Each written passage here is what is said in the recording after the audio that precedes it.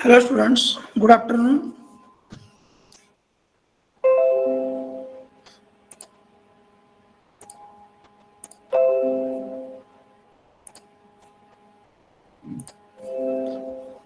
We are going through unit number 6 related to taxation and financial regulatory bodies. So in that we have seen direct and indirect tax, GST, impact on GST on construction industry, tax exemption for contractors, that part we will see today. And then property tax, we have introduced uh, other remaining part also, but we will see in detail one by one in this session.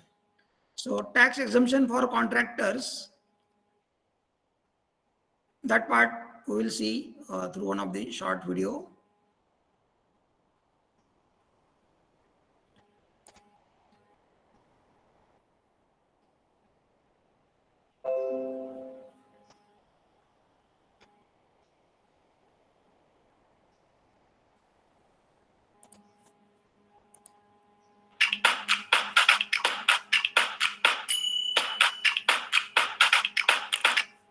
Contract services, and such services are considered to be a continuous supply of services, and continuous supply of service has been defined under subsection 233, and which says that it is a continuous or on a recurrent basis under a contract. But third, any incidental expenses such as commissioning and picking which has to be incurred by the supplier in respect of such supply of goods or services at the time of before delivery of the goods or supply of services. Then interest or late fee or penalty for delayed payment of any consideration, and last one is the subsidiary. So all these items, if it is there, that would also be form part of my taxable value, and on that tax transaction value this thing needs to be charged. Let's take one more pause over here.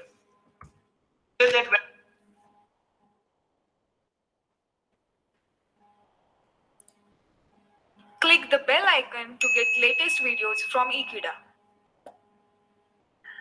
Hello friends, दोस्तों आज इस video के अंदर हम discuss करने वाले हैं construction service के बारे में, और वो भी in relation to GST exemption. जी हाँ, मतलब हम कंस्ट्रक्शन सर्विस को समझेंगे अकाउंटिंग स्टैंडर्ड के हिसाब से नहीं, हम ही देखेंगे कि उसके ऊपर जीएसटी एग्जम्प्ट किया गया है। तो कौन सा कंस्ट्रक्शन यहाँ पर ऐसा है जब कंस्ट्रक्शन सर्विस दी जा रही है तो उसके ऊपर जीएसटी एग्जम्प्ट किया गया है, क्योंकि कंस्ट्रक्शन एक बहुत ही ज्यादा बेसिक रिक्वायरमेंट हो गई है और गवर्नमेंट ने भी बहुत सारे ऐसे स्टेप्स लिए हैं जहां पर वीकर सेक्शंस जो है सोसाइटी के, उन लोगों तक बिल्कुल उनको घर मिल जाए या फिर घर है तो उसका बराबर इनोवेशन हो जाए। इस तरीके की कोशिशें हमारी गवर्नमेंट ने करी है, तो उनको हम ध्यान में रखते हुए हम डिस्कस करेंगे कौन सी कंस्ट्रक्शन सर्विस है जिसको जीएसटी के अंदर एग्जम्प्ट किया गया है। तो चलिए दोस्तों स्टार्ट करते हैं। One of the exemptions under GST service exemptions number 5, let's see.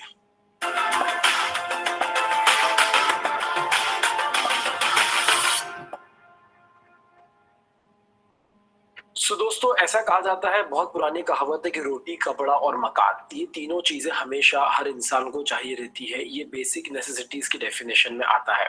तो यहाँ पर जब हम मकान की बात करते हैं तो ये एक ऐसी एसेंशियल चीज है जो हर किसी पर्सन को चाहिए रहता है। खुद का घर ना भी हो तो कम से कम सिर के ऊपर एक छत तो होनी बहुत ही ज्यादा जरूरी है। तो उसी का ध्यान रखते हुए हमारी government So see the provisions for especially construction sector. ने यहाँ पर बहुत सारी ऐसी योजनाएं बनाई हैं जिनके लिए मेन मकसद क्या है कि जो वीकर सेक्शन ऑफ सोसाइटी है उन तक घर पहुंचा दिया जाए, या फिर जिनके पास में ऑलरेडी हाउसेस है तो उनके एनहांसमेंट के लिए जो भी काम किया जाता है वो यहाँ पर बहुत सारी योजनाएं बनाई गई है। तो उसी हिसाब से उन कंस्ट्रक्शन सर्विसेज को ध्यान में रखते हुए उनके ऊपर जीएसटी नहीं लगाया गया है। तो क्लियरली यहाँ पर जो भी सर्विसेज कंस्ट्रक्शन की यहाँ पर आने वाली है उनमें हमें मेन पॉइंट यही देखना है कि क्या वो कोई ऐसी गवर्नमेंट के हिसाब से योजना है जो उन्होंने दी है रिलीफ के लिए, अगर है तो वो जीएसटी के अंदर आ जाएगी। अगर आप बात करेंगे नॉर्मली बड़े बड़े बिल्डर्स हैं, कंस्ट्रक्टर्स हैं जो कंस्ट्रक्शन सर्विस दे रहे हैं, क्या उस पे जीएसटी लगता है? यस, उस पे लगता है। वो एक अलग ही ऑल टुगेदर सब्जेक्ट है जहां पर हम देखते हैं कि जो कॉम्प्लेक्स बन रहे हैं, बिल्डिंग्स बन रही है, उन सबके ऊपर जीएसटी कब लगेगा। रेरा के हिसाब से वो एक पूरी अलग स्टडी है कि आपने कौन सा अमाउंट, 1 रुपए भी आपने कब कलेक्ट किया है, जब आपको ओसी यानी कि ऑक्यूपेंसी सर्टिफिकेट मिला है तब, उसके पहले या उसके बाद में, वो पूरा एक अलग टॉपिक है। हम यहाँ पर बात करेंगे उन योजनाओं को ध्यान में रखते हुए। तो चलिए स्टार्ट करते हैं। कंस्ट्रक्शन सर्विसेज के बारे में हम पढ़ने वाले हैं। कंस्ट्रक्शन सर्विसेज में सबसे पहला जो सेंटेंस आपको दिख रहा होगा वो यहाँ पर ये लिखा हुआ है, प्योर लेबर कॉन्ट्रैक्ट्स। अब ये प्योर लेबर कॉन्ट्रैक्ट्स क्या होते हैं? मतलब If you can't find a way to make money while you sleep, you will have to work till you die. This is one of my favorite Warren Buffett quotes. Hi, this is Varun Malhotra. मतलब कि pure nature में वो labour contract है जो construction के हिसाब से दिया जाता है। मतलब कि लेबर बेस्ड इस पूरी इंडस्ट्री को बोला जाता है। कंस्ट्रक्शन जब भी होगा तो इसमें दो चीजों की पूरी जरूरत पड़ती है। एक तो 80% जो काम होता है वो लेबर लोग करते हैं, और यहाँ पर जो इम्पोर्टेंट एक है वो प्लांट मशीनरी का भी रोल है, क्योंकि प्लांट एंड मशीनरी यहाँ पर चाहिए रहती है। तो जो प्योर लेबर कॉन्ट्रैक्ट्स है उनको यहाँ पर कंस्ट्रक्शन सर्विसेज में एग्जम्प्ट किया गया है। बट अभी ये सिर्फ एक अधूरा सेंटेंस है या फ्रेज है। प्योर लेबर कॉन्ट्रैक्ट क्या होता है? इन रिलेशन टू व्हाट, हमें वो देखना है। In relation to construction, erection, commissioning, installation, completion, fitting out, repair, maintenance, renovation और ऑल्ट्रेशन। मतलब कि सभी तरीके की चीजें आपने ले ली है। एक पूरा नया घर बनाना, उस पे पिलर खड़े करना, उसका कंस्ट्रक्शन करना, वहां पर कुछ प्लांट और मशीनरी इंस्टॉल करना, उस पूरे काम को कंप्लीट करना, फिटिंग आउट करना यानी कि फर्नीचर उसके यहाँ पर बनाना, उसका रिपेयर या मेंटेनेंस भी करना यानी कि बिल्डिंग का पूरा एलिवेशन ठीक करना, उस पर प्लास्टर करना, उसको रिनोवेट करना, कुछ दीवारें तोड़कर कुछ पार्ट को ऑल्टर करना, ये सब चीजें रिनोवेशन तक यहाँ पर कवर की गई है। बट अभी भी हम आगे नहीं पहुंचे हैं। प्योर लेबर कॉन्ट्रैक्ट होना चाहिए, मतलब कॉन्ट्रैक्ट के अंदर काम होना चाहिए लेबर के हिसाब से, इन सब चीजों का होना चाहिए। पर किस चीज का होगा? Alteration of a civil structure और एनी अदर ओरिजिनल वर्क। इनका कहना है कि या तो सिविल स्ट्रक्चर जो ऑलरेडी बना हुआ है, जैसे कि मैंने आपको बताया कि एक मॉल बना हुआ है तो उस मॉल के अंदर सारा काम करना, और दूसरी एक एक्टिविटी होती है कि इस सिविल स्ट्रक्चर को खड़ा करना, मतलब कि मॉल को ही खड़ा करना। सिविल स्ट्रक्चर में आता है स्लैब्स डालना, उसका पूरा नींव रखना, बेस रखना, वॉल्स खड़ी करना, ये सिविल स्ट्रक्चर होता है। या फिर कोई ओरिजिनल वर्क। ओरिजिनल वर्क में क्या होता है? जैसे मॉल बना हुआ है, सिविल स्ट्रक्चर तैयार है, उसमें पूरा उस प्रॉपर्टी को डैमेज करके नया बनाना, या फिर उसमें इस तरीके का ऑल्ट्रेशन करना कि उसको फ्रॉम द बेस या फ्रॉम द स्क्रैच स्टार्ट करना। इसका मतलब है कि ओरिजिनल स्ट्रक्चर का मतलब क्या है? All new construction. पूरे नए तरीके से कोई भी प्रॉपर्टी जो डैमेज्ड है, अबेंडेंड है, जो बिल्कुल भी यूज में नहीं आ रही है, उसको वर्केबल बनाने के लिए जो भी कंस्ट्रक्शन लगता है, एडिशन लगता है, इरेक्शन करने के लिए जो भी सामान लगता है, वो सब प्योर कॉन्ट्रैक्ट लेबर के अंदर जो होता है उसको यहाँ पर इंक्लूड किया गया है। तो भले ही आप कोई सिविल स्ट्रक्चर बनाइए या फिर आप कोई ओरिजिनल वर्क कीजिए, उसके अंदर क्या क्या चीजें इंक्लूड होगी? ये सब चीजें इंक्लूड होगी। बट किसका? पर्टेनिंग टू PMAY, इसे क्या बोलते हैं? प्रधानमंत्री आवास योजना। तो जो हमारी गवर्नमेंट ने प्रधानमंत्री आवास योजना बनाई है, मतलब कि ऑल अर्बन हाउसिंग अकोमोडेटी देना सब लोगों को, ये प्रधानमंत्री आवास योजना क्यों बनाई गई है? To celebrate 74-75 years of our independence. Government ने बोला है कि 2022 के एंड तक हम सभी लोगों को हाउसेस प्रोवाइड करेंगे।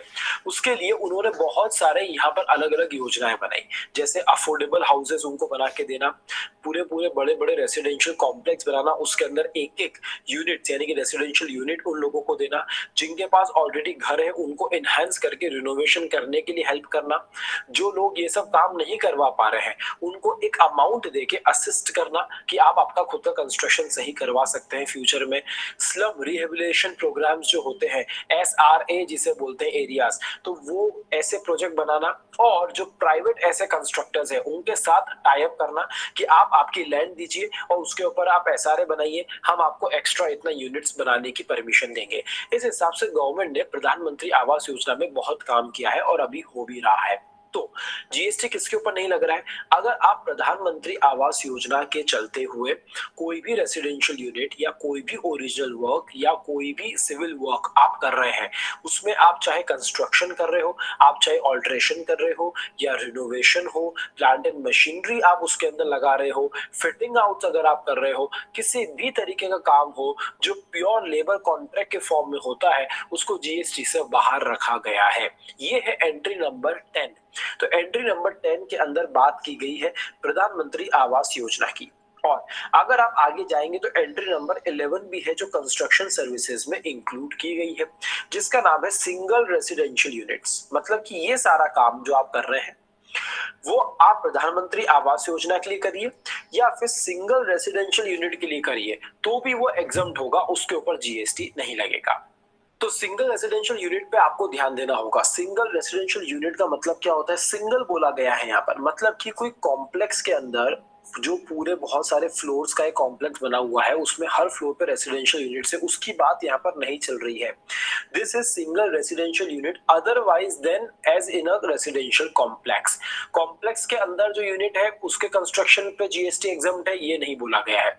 सिंगल आप अलग से एक कोई घर बना रहे हैं, जैसे एग्जांपल के लिए लेते हैं कि एक बंगलो बना, उसके अंदर 4 रूम है, क्या चारों रूम अलग अलग बिक सकते हैं? नहीं बिक सकते हैं, पूरा बंगलो एक साथ बिकेगा। तो क्या इसे सिंगल रेसिडेंशियल यूनिट बोला जा सकता है? यस, इससे बोला जा सकता है। तो अगर आप प्रधानमंत्री आवास योजना या फिर आप सिंगल रेसिडेंशियल यूनिट के काम के लिए ये सब चीजें अगर कर रहे हैं, और वो चाहे सिविल कंस्ट्रक्शन हो या फिर वो आपका कोई ओरिजिनल वर्क हो, ये सभी चीजें अगर प्योर लेबर कॉन्ट्रैक्ट के नेचर में होगी, तो as per entry 10 and as per entry 11 इसे एग्जम्प्ट किया गया है, इसके ऊपर जीएसटी नहीं लगेगा। तो ये 2 एंट्रीज तो हमने यहाँ पर कवर कर ली है।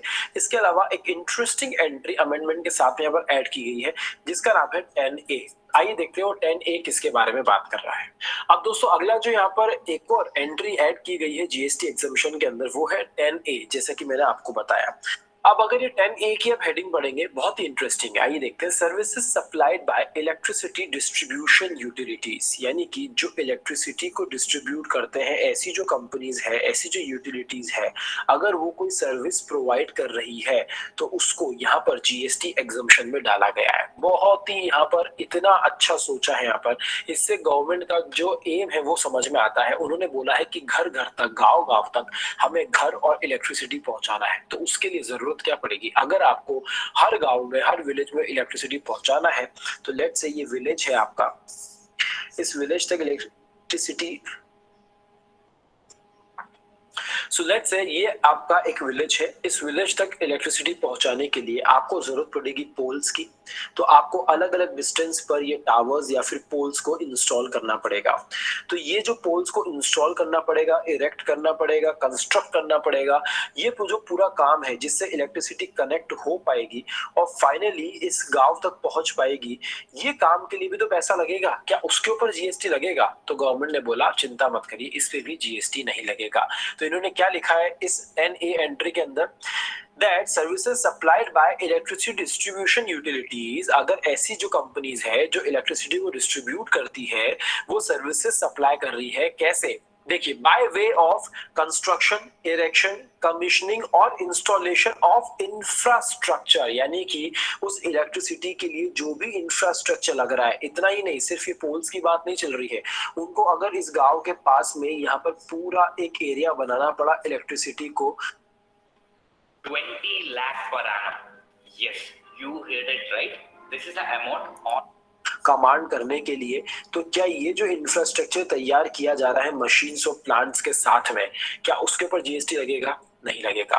क्यों? क्योंकि ये जितना भी काम हो रहा है इलेक्ट्रिसिटी को डिस्ट्रीब्यूट करने के लिए, इस इंफ्रास्ट्रक्चर को for extending electricity distribution network, अपने इस नेटवर्क को बढ़ाने के लिए, ये देखिए उन्होंने एक्स्ट्रा पोल सब जगह लगाए, टावर्स उन्होंने बढ़ाए, तो अपने नेटवर्क को बढ़ाने के लिए, एक्सटेंड करने के लिए, कहां तक एक्सटेंड करना चाह रहे हो आप? तो उनका मेन एम क्या है, हम एक्सटेंड कहां तक कर रहे हैं, ये पूरे पे जीएसटी हम क्यों एग्जम्प्ट कर रहे हैं? बिकॉज हमको इलेक्ट्रिसिटी कहां तक पहुंचानी है? Up to the tube well of the farmer, clearly उन्होंने लिख दिया है कि जो फार्मर है उसके ट्यूबवेल तक, यानी कि उसकी जो ट्यूबवेल है जहां से बोरिंग से पानी निकलता है, अगर उसके लिए मशीन नहीं है और मशीन के लिए इलेक्ट्रिसिटी चाहिए, तो जहां तक उसके घर से ट्यूबवेल चल पाए, फार्मर के घर तक हमें इलेक्ट्रिसिटी पहुंचाने के लिए जो भी इंफ्रास्ट्रक्चर हमको लगेगा उसके ऊपर जीएसटी एग्जम्प्ट किया गया है। और एग्रीकल्चरिस्ट यानी कि जो किसान है उसके लिए फॉर एग्रीकल्चरल यूज, तो अगर गांव में खेत है, खेतों के लिए, उसके घर के लिए, उसके ट्यूबवेल के लिए, ताकि उसको पानी और हाउस और इलेक्ट्रिसिटी सब कुछ सही टाइम पर उसके घर तक पहुंच सके, उसके लिए जो भी इंफ्रास्ट्रक्चर यूज किया जा रहा है, कंस्ट्रक्शन किया जा रहा है, इलेक्शन किया जा रहा है, उन सब पे जो भी खर्चा हो रहा है उस सब खर्चे पे जीएसटी नहीं लगेगा। और ये कर कौन रहा है? इलेक्ट्रिसिटी डिस्ट्रीब्यूशन यूटिलिटीज, ऐसी कंपनीज ये काम कर रही है और उसके ऊपर जीएसटी को एग्जम्प्ट किया गया है। ये 3 एंट्रीज कंस्ट्रक्शन सर्विसेज में यहाँ पर ली गई है और उन सर्विसेज को एग्जम्प्ट किया गया है फ्रॉम जीएसटी। सो दोस्तों, इस तरीके से हमने कंस्ट्रक्शन सर्विसेज में यहाँ पर टोटल 3 एंट्रीज देखी है। अगर हम उसकी बात करें तो कंस्ट्रक्शन सर्विसेज को वैसे तो जीएसटी से एग्जम्प्ट नहीं करना चाहिए, क्योंकि कंस्ट्रक्शन वाला बहुत ही बड़ा रेवेन्यू है जो गवर्नमेंट को जनरेट करता है। बट यहाँ पर कंस्ट्रक्शन को फोकस में इसलिए रखा गया है कि प्रधानमंत्री आवास योजना के चलते हुए या फिर किसानों तक, गाँव तक सारी चीजें इलेक्ट्रिसिटी के साथ में पहुंच जाए, उसके लिए जो भी कंस्ट्रक्शन लग रहा है उसके ऊपर जीएसटी को एग्जम्प्ट किया गया है। एंट्री नंबर 10, 10A और 11 ऐसे तीनों ही एंट्रीज ने बात करी है इसी फोकस को रखते हुए कि अगर आप इस योजना के अंदर, यानी कि ऑल हाउसिंग फैसिलिटीज जो अर्बन एरियाज में प्रोवाइड करी जा रही है, रूरल एरियाज में प्रोवाइड की जा रही है, उनके लिए जो भी कंस्ट्रक्शन का पैसा लग रहा है उस पर जीएसटी नहीं लगेगा। अब वो कंस्ट्रक्शन कैसे किया जा रहा है? कंस्ट्रक्शन सिविल स्ट्रक्चर का भी हो सकता है और वो ओरिजिनल वर्क भी हो सकता है। वो कंस्ट्रक्शन कहिए, रिनोवेशन कहिए, ऑल्ट्रेशन कहिए, फिटिंग आउट कीजिए, कमीशनिंग कीजिए, किसी भी तरीके का काम हो, यहाँ तक कि आप इनहेंसमेंट भी अगर कर रहे हैं प्रधानमंत्री आवास योजना के चलते हुए, तो उस पर भी जीएसटी नहीं लगेगा। ये था 10A। और 10A के साथ में हमने ये एक और पॉइंट देखा, इलेक्ट्रिसिटी वाला। इलेक्ट्रिसिटी के लिए इंफ्रास्ट्रक्चर में जो भी पैसा लग रहा है, नेटवर्क को एनहांस करने के लिए, कहां तक पहुंचाना है नेटवर्क उनको पहुंचाना है till the tubewell of the farmer, यानी कि फार्मर के ट्यूबवेल तक, उसके घर तक, एग्रीकल्चरिस्ट तक इलेक्ट्रिसिटी पहुंचाने के लिए जो पूरा कंस्ट्रक्शन का काम किया गया है उसके इंफ्रास्ट्रक्चर में पैसा नहीं लग रहा है। सो दोस्तों, इस तरीके से कंस्ट्रक्शन सर्विस एग्जम्प्ट क्यों है हमने ये समझा है, क्या क्या एग्जम्प्ट है कंस्ट्रक्शन में जीएसटी के साथ में हमने वो भी समझा है। सो इस वीडियो के लिए इतना ही दोस्तों। ये हमारी 6th एग्जम्पशन सर्विस थी, यानी कि सबसे पहले हमने चैरिटेबल देखा, एग्रीकल्चर देखा, एजुकेशन देखा, हेल्थ केयर देखा और गवर्नमेंट की सर्विसेज देखी। और इस 6th वीडियो में हमने बात करी है कंस्ट्रक्शन सर्विसेज के बारे में। आगे आने वाले वीडियोस में हम दूसरी एग्जम्पशन सर्विसेज और भी देखेंगे। इस वीडियो के लिए इतना ही दोस्तों। So thank you for watching the video. अगर आपको ये वीडियोस पसंद आ रहे हैं तो प्लीज ई-कीड़ा चैनल को सब्सक्राइब कीजिए और देखते रहिए, पढ़ते रहिए। देखने के लिए धन्यवाद।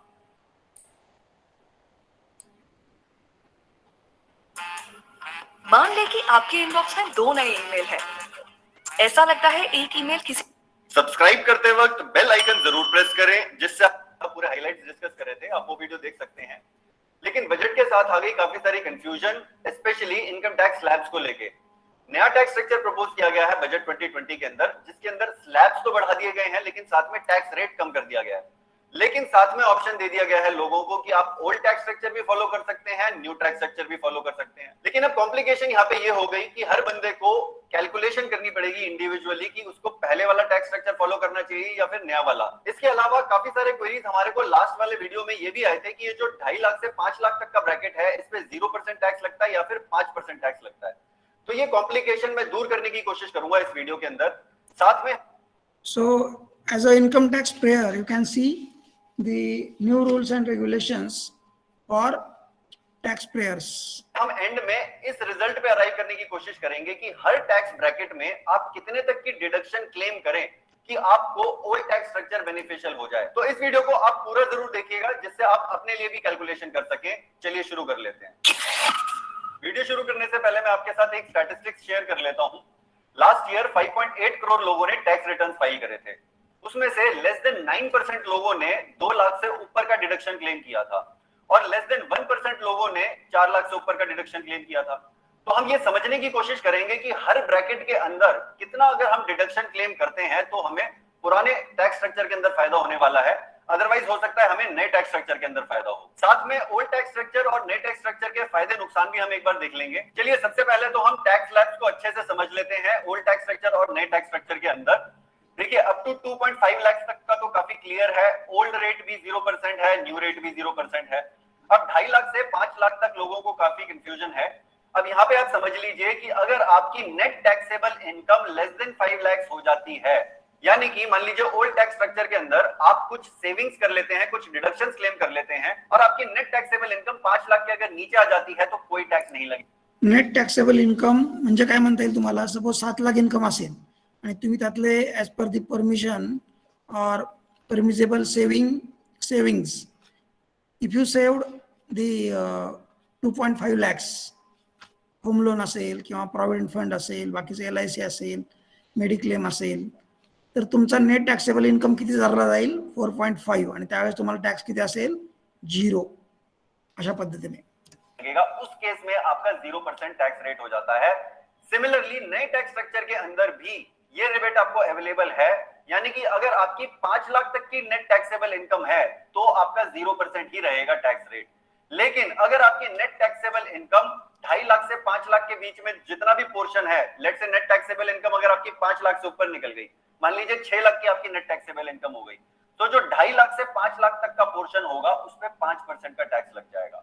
सिमिलरली न्यू रेट में भी आपका 5% का टैक्स लग जाएगा अगर आपकी नेट टैक्सेबल इनकम 5 लाख के ऊपर है। अगर आपकी नेट टैक्सेबल इनकम नए रेट में भी 6 लाख की है तो आपको 1 लाख प्लस 2.5 लाख से 5 लाख पे तो आपको 5% लग जाएगा और जो 1 लाख का पोर्शन होगा वो आपका नेक्स्ट ब्रैकेट में चला जाएगा। आई होप आपको यहाँ पे ये डिफरेंस क्लियर हो गया होगा। अब देखिए 5 लाख से जो 7.5 लाख तक का टैक्स ब्रैकेट है वो ओल्ड स्ट्रक्चर के अंदर 20% के हिसाब से टैक्स होता था। इनफैक्ट 5 लाख से लेके 10 लाख तक का जो पोर्शन था वो 20% के हिसाब से टैक्स होता था ओल्ड रेट में। नए रेट में ये स्लैब को डिवाइड कर दिया गया है, 5 से 7.5 लाख तक अब 10% का टैक्स रेट होगा, 7.5 लाख से लेके 10 लाख तक अब 15% का टैक्स रेट होगा और पहले तो ये 20% का ही था। 10 लाख से लेके 15 लाख तक का जो टैक्स ब्रैकेट था वो पहले 30% था, इसको भी अब फर्दर डिवाइड कर दिया गया है।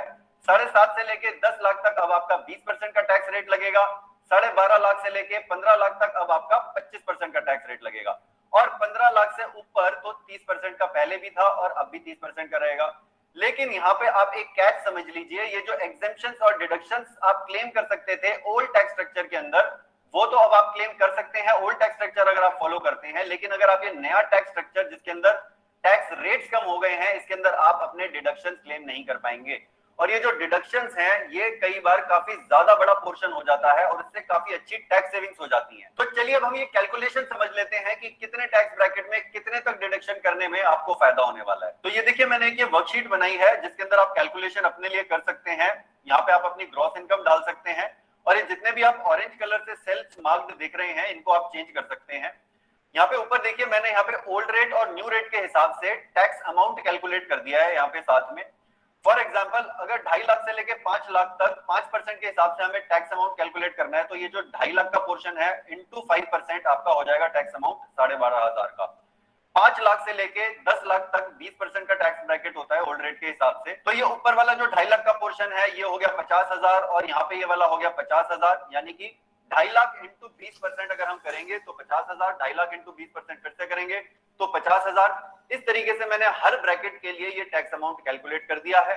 सिमिलरली न्यू रेट के अंदर भी हमने ये वाला अमाउंट कैलकुलेट कर दिया है। 5% का जो पोर्शन है 2.5 लाख के लिए वो 12,500 हो जाता है। 10% ऑफ यहाँ का जो 2.5 लाख का पोर्शन है वो 25,000 हो जाता है। 15% ऑफ 2.5 लाख आपका 37,500 हो जाता है। 20% आपका 50,000 हो जाता है और 25% आपका 62,500 हो जाता है। सो अभी मैं यहाँ पे एक एग्जांपल पकड़ के चलूंगा। यहाँ पे हम 15 लाख तक की इनकम का एक बार टैक्स अमाउंट कैलकुलेट करते हैं अलग अलग डिडक्शंस के हिसाब से। यहाँ पे मैंने 5 केसेस बनाए हैं। अगर कोई बंदा काफी कम डिडक्शंस क्लेम करता है उसको हमने कह दिया है लेट्स से बंदा ए। उसके बाद दूसरा बंदा है let's say medium deductions claim करता है, वो हो गया बी। हाई डिडक्शंस क्लेम करने वाला सी, वेरी हाई डिडक्शंस क्लेम करने वाला डी और ब्रेक इवन कितने पे होगा यानी कि न्यू टैक्स स्ट्रक्चर और ओल्ड टैक्स स्ट्रक्चर में वो हमने केस समझ लिया है ई। तो ग्रॉस इनकम अभी हमारी हर केस के अंदर 15 लाख लेके चलेंगे और ये अलग अलग तरीके की डिडक्शंस होती हैं। फॉर एग्जांपल एचआरए की आपको एग्जेम्पशन मिलती है, स्टैंडर्ड डिडक्शन 50,000 की होती है। लॉस फ्रॉम हाउस प्रॉपर्टी यानी कि जो आप इंटरेस्ट क्लेम करते हैं उसकी वजह से आपको 2 लाख तक का बेनिफिट मिलता है, तो आपकी यहाँ पे ग्रॉस टोटल इनकम आ जाती है। उसके अंदर से आपको अंडर सेक्शन 80C जो आपकी वेरियस इन्वेस्टमेंट्स होती हैं, जैसे आप इंश्योरेंस ले सकते हैं, पीएफ, पीपीएफ, ईपीएफ, इनमें पैसा डाल सकते हैं, ईएलएसएस स्कीम ले सकते हैं, यूलिप ले सकते हैं, एनपीएस ले सकते हैं, ये सब आपके 80C के अंदर आ जाते हैं, जिसकी लिमिट 1.5 लाख तक की होती है। सेक्शन 80D के अंदर आपकी मेडिकल इंश्योरेंस को कवर करता है।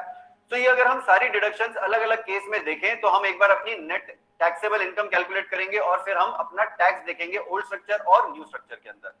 तो अगर मान लीजिए किसी की 15 लाख की इनकम है, वो खाली स्टैंडर्ड डिडक्शन 50,000 का ही क्लेम करता है, इसके अलावा मान लीजिए वो कोई भी सेविंग नहीं करता है, किसी तरीके की कोई एग्जेम्पशन क्लेम नहीं करता है, तो उसकी नेट टैक्सेबल इनकम हो जाती है 14.5 लाख की। सो ओल्ड टैक्स स्ट्रक्चर के अंदर उसका कितना टैक्स बनेगा, तो यहाँ पे देखिए 14.5 लाख में वो कौन से ब्रैकेट में आएगा, वो ये 30% वाले ब्रैकेट के अंदर आ जाएगा, क्योंकि 10 लाख से ऊपर तो 30% का ब्रैकेट है ओल्ड टैक्स स्ट्रक्चर के अंदर। तो यहाँ पे देखिए वो कैसे कैलकुलेट करेगा, मैंने यहाँ पे इनफैक्ट ये फॉर्मूला लगा दिया है, लेकिन फिर भी मैं आपको एक बार ये कैलकुलेशन करके दिखा देता हूं। हम क्या करेंगे, सम ऑफ कि कौन कौन सा पोर्शन लेंगे, हम यहाँ पे ये वाला सारा पोर्शन ले लेंगे और 10 लाख से ऊपर का जो ब्रैकेट है वो 30% के हिसाब से होगा, यानी कि 4.5 लाख पे 30% का होगा।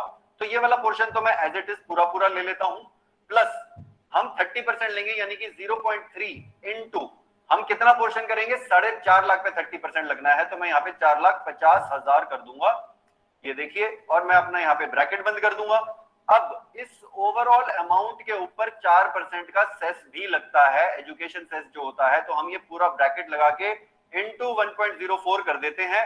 तो ये देखिए एंटर करते हैं तो आपका जो पुराने टैक्स स्ट्रक्चर के अंदर जो टैक्स आया है वो 2,57,400 रुपए आया है।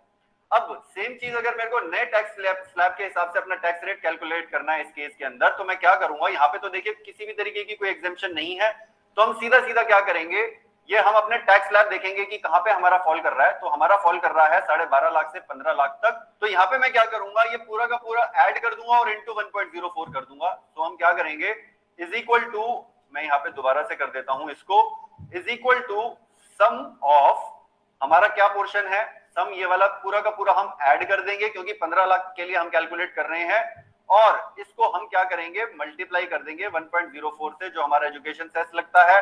सो हमारा नए टैक्स स्ट्रक्चर के अंदर जो टैक्स कैलकुलेट होके आया वो 1,95,000 आ गया। तो अब हमारा फायदा हुआ या नुकसान हुआ, भाई नए टैक्स स्ट्रक्चर के अंदर हम कम पैसा भर रहे हैं, तो ऑब्वियसली यहाँ पे तो फायदा हो गया, क्योंकि हमने डिडक्शन तो क्लेम ही नहीं करे यहाँ पे कुछ खास, तो यहाँ फायदा हो गया 62,400 रुपए का।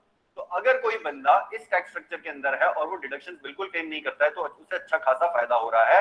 तो यहाँ पे उसको एक तरीके से फ्लेक्सिबिलिटी मिल जाती है, वो ये जो 62,400 की सेविंग है, इसको अपने हिसाब से या तो खर्च कर सकता है, या फिर अपने हिसाब से सेव कर सकता है, या फिर इन्वेस्ट कर सकता है।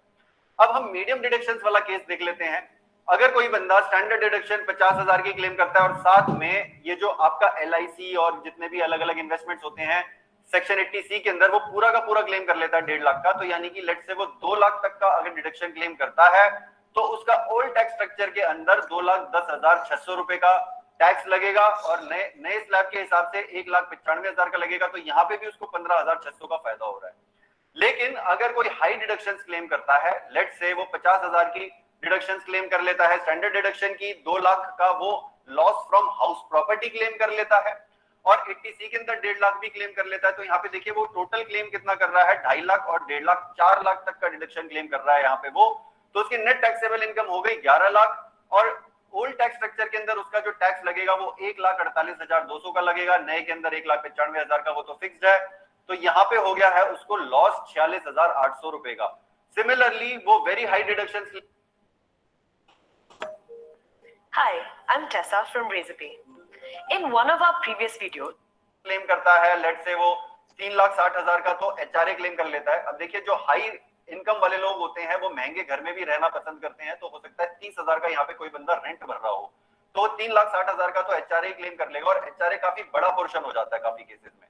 स्टैंडर्ड डिडक्शन यहाँ पे 50,000 का हो गया, 1.5 लाख का 80C के अंदर भी उसने क्लेम कर लिया, और 50,000 यहाँ पे भी उसने 80D के अंदर मेडिकल इंश्योरेंस भी क्लेम कर ली। तो देखिए टोटल यहाँ पे हो गया 2 लाख ये, और 50,000 ये हो गया 2.5 लाख, और प्लस 3,60,000। तो ये देखिए यहाँ पे इसकी काफी ज्यादा डिडक्शंस हो गई हैं, 6,10,000 की यहाँ पे टोटल डिडक्शंस इसने क्लेम कर ली हैं। ओल्ड टैक्स स्ट्रक्चर में ये खाली 1,14,000 का टैक्स भरेगा, नए टैक्स स्ट्रक्चर में ये 1,95,000 का, तो इसको यहाँ पे लॉस हो रहा है 80,000 रुपए का।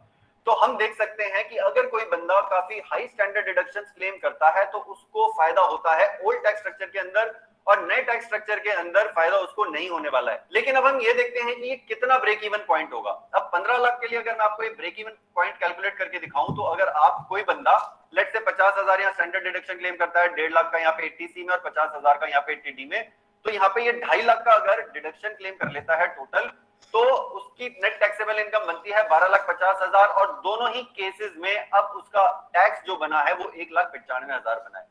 तो यहाँ पे 15 लाख से ज्यादा की अगर किसी की इनकम है और साथ में वो 2.5 लाख से ज्यादा के टोटल डिडक्शंस क्लेम कर लेता है, तो वो नेट जीरो हो जाता है।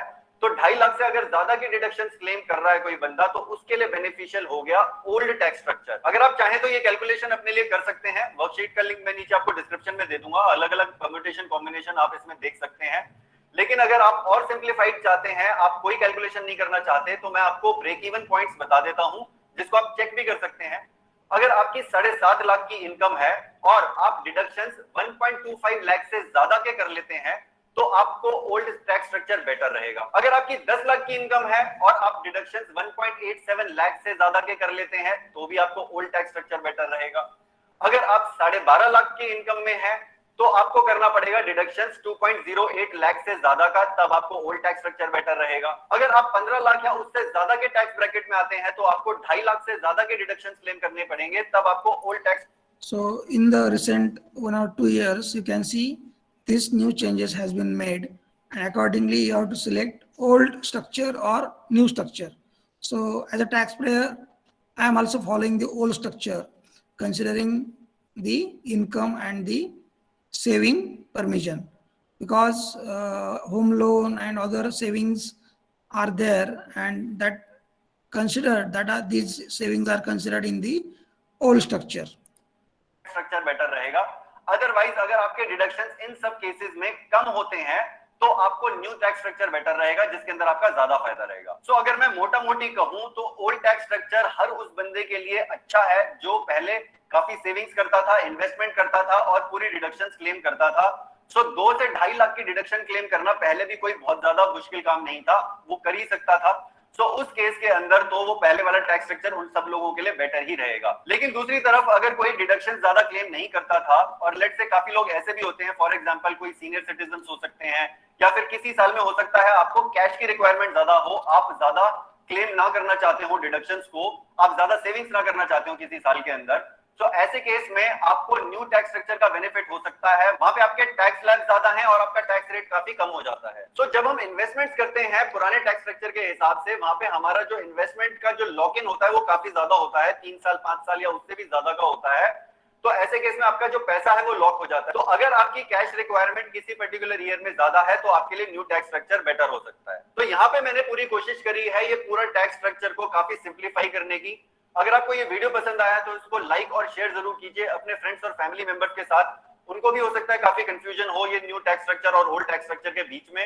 अगर आपके कुछ सुझाव है इस वीडियो से रिलेटेड या चैनल से रिलेटेड, तो आप नीचे कमेंट सेक्शन में कर सकते हैं। और अगर आपने इस चैनल को अभी तक सब्सक्राइब नहीं किया है, तो नीचे से सब्सक्राइब करके अपने फोन में बेल आइकन को जरूर प्रेस कर लें, जिससे आपको लेटेस्ट वीडियो का नोटिफिकेशन मिल जाए।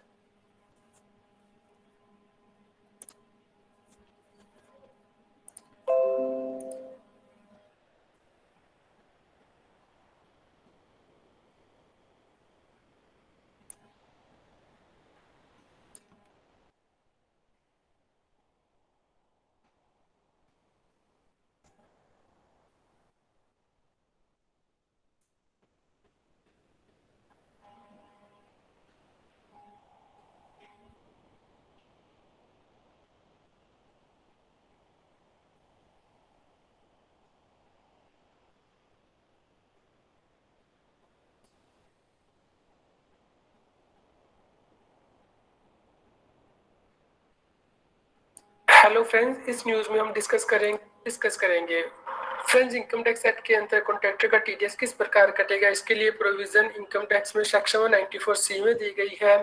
फ्रेंड्स इस केस में देखा जाता है कि क्या स्पेसिफाइड व्यक्ति जो टीडीएस काटेगा वो इंडिविजुअल है, HUF है या अदर व्यक्ति है, यानी कि कंपनी या पार्टनरशिप फर्म 19 to इंडिविजुअल है तो 2% TDS काटना है। Development improvement of city town and village और फॉर बोथ या फिर कोई भी Welcome to my gully. You must be wondering, is it a gully boy scene or not? No, this is my birthplace. This is where I would society जो TDS म्हणजे काय, tax deduction at source. म्हणजे suppose मी job करत आहे तर company काय करते किंवा कॉलेज काय करेल की माझा जो दरवर्षी टॅक्स कटणार आहे तो टॅक्स दर महिन्याला सॅलरीमधून हा कट होत असतो. That is called as TDS, tax deduction at source. म्हणजे पेमेंटमधूनच तो कट होतो आणि वर्षाच्या एंडला, मार्च एंडला टोटली ॲज पर दी इन्कम तो बॅलन्स केला जातो आणि लास्ट जे पेमेंट असतं त्याच्यामधून as per savings details provided to the office आणि त्या पद्धतीने ॲप्लिकेबल जो टॅक्स असतो त्या पद्धतीने ते फायनल क्लिअरन्स करतात. म्हणजे क्लिअरन्स म्हणण्यापेक्षा फायनल डिडक्शन करतात. ते कमी असू शकतं किंवा जास्त असू शकतं ॲज पर दी सेविंग्स डिटेल्स प्रोव्हाइडेड. आणि त्या पद्धतीने जर आपले सेविंग आपण नंतर केले असतील आणि टॅक्स जर जास्त कटला असेल किंवा गेला असेल आपला तर आपल्याला तो रिफंड करता येतो. म्हणजे आपण ITR भरल्यानंतर तो टॅक्स आपल्याला रिटर्न मिळतो परत. रजिस्टर्ड है, सोसाइटी रजिस्ट्रेशन एक्ट मिस्टर रहीम के द्वारा हो जाती है तो TDS कटेगा या फिर एग्रीगेट पेमेंट